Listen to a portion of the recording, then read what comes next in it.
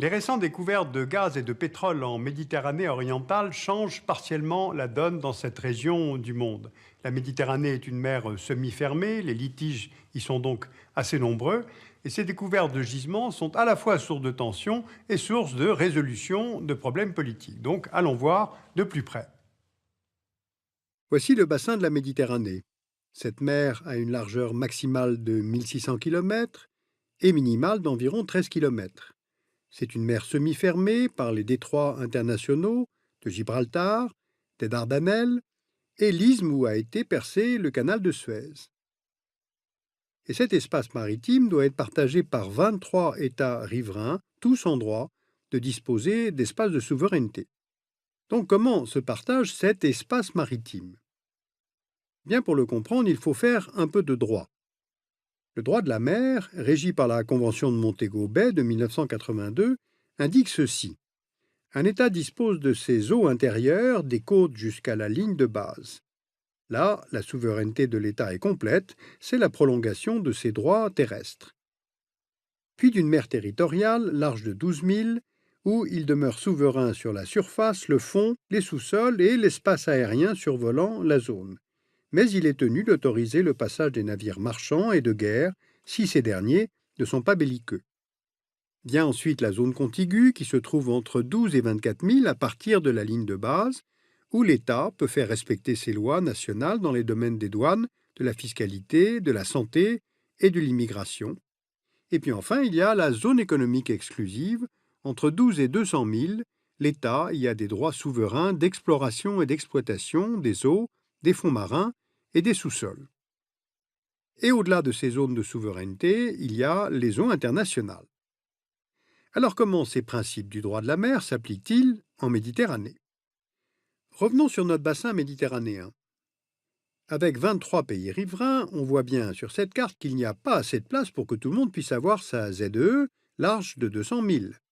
Certains territoires maritimes se chevauchent, comme par exemple entre la France, les Baléares et la Sardaigne, ou entre l'Égypte et Chypre, ce qui est susceptible de créer des contentieux entre les États. Or, justement, les contentieux sont nombreux. Allons voir la côte israélienne. Voici la ZEE qu'Israël revendique. La première découverte de gaz en offshore d'Israël date de 2000 avec le gisement Mari B, dont les ressources sont estimées à environ 30 milliards de mètres cubes de gaz. Puis, en 2009, sont découverts le champ de Dalit, d'environ 15 milliards de mètres cubes, le champ de Tamar, avec 250 milliards de mètres cubes de gaz, et à eux deux, les gisements de Dalit et de Tamar représentent un potentiel économique de 30 milliards de dollars.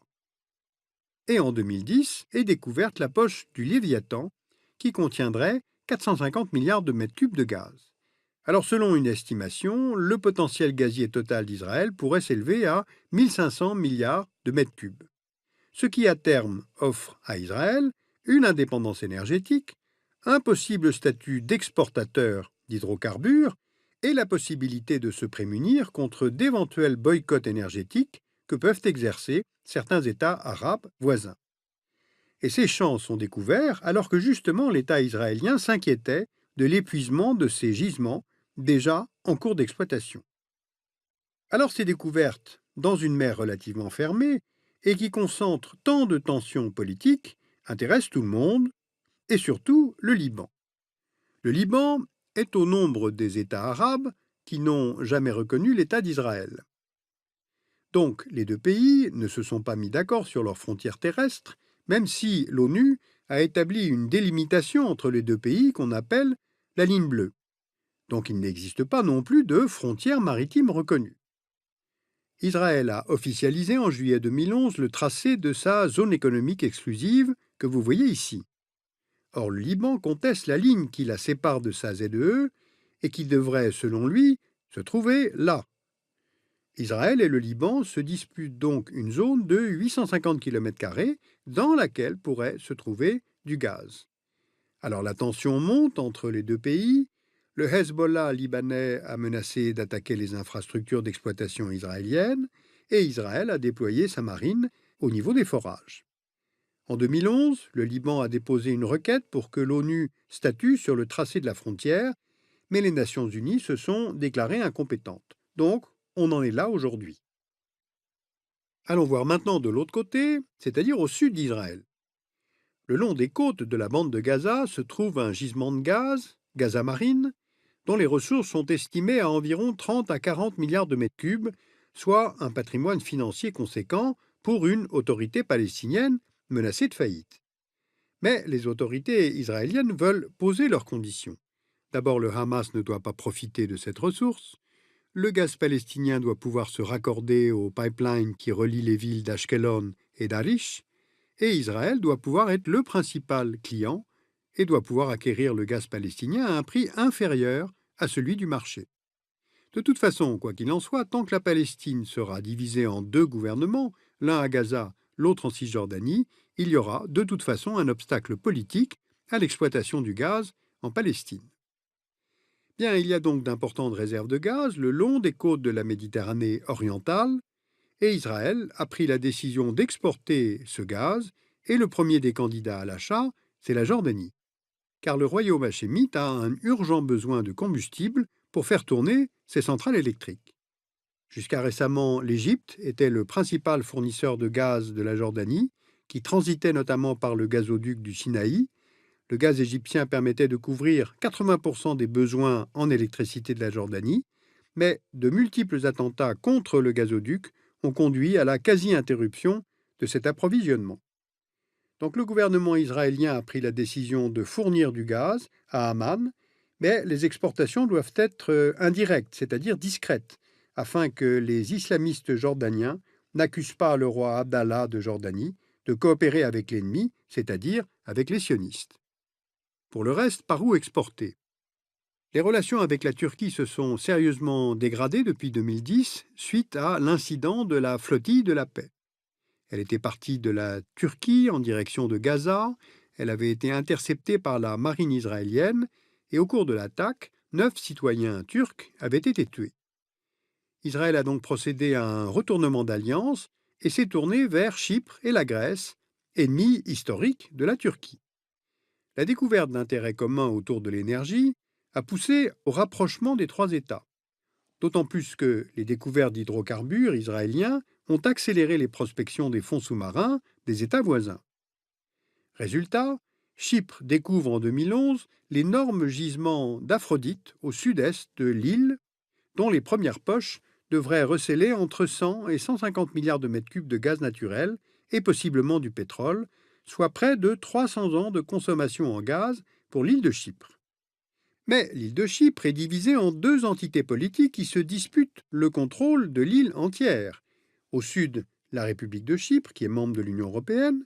Au nord, la République turque de Chypre du Nord, soutenue par la Turquie. Et les points de désaccord sont nombreux.